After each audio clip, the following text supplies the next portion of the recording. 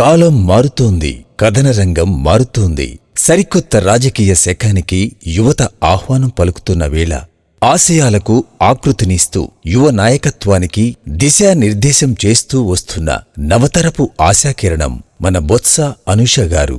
తండ్రి బొత్స సత్యనారాయణ గారి రాజకీయ చతురత, తల్లి ఝాన్సీ లక్ష్మి గారి ఆత్మీయత, ఈ రెండింటి అరుదైన కలబోతగా అచ్చమైన ప్రజాపక్షపాతంగా అడుగులు వేస్తున్న నాయకురాలు ఆమె. ఆమె దృష్టిలో రాజకీయం అంటే కుర్చీల కోసం ఆరాటం కాదు, జనం కోసం చేసే పోరాటం.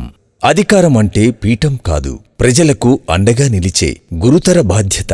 ఎండైనా వానైనా, కష్టమైనా కన్నీళ్లైనా నిత్యం ప్రజల మధ్యనే ఉంటూ నేనున్నానంటూ భరోసానిచ్చే పోరాట యోధురాలు.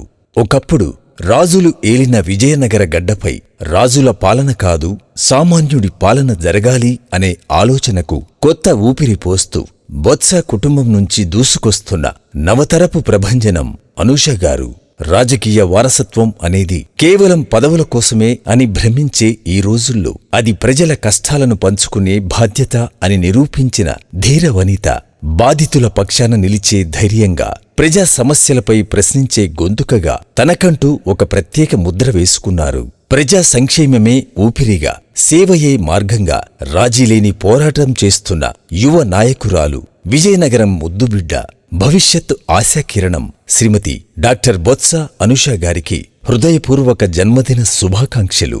జనం మెచ్చిన నాయకురాలిగా మీ ప్రస్థానం, మీ ఆశయాల ప్రయాణం మరెందరికో స్ఫూర్తిగా నిలవాలని, ఆ ప్రజల ఆశీస్సులు, ప్రేమాభిమానాలు మీకు ఎల్లప్పుడూ రక్షగా ఉండాలని మనసారా కోరుకుంటున్నాం. వైఎస్ఆర్సీపీ కార్యకర్తలు, బొత్స ఫ్యామిలీ అభిమానులం.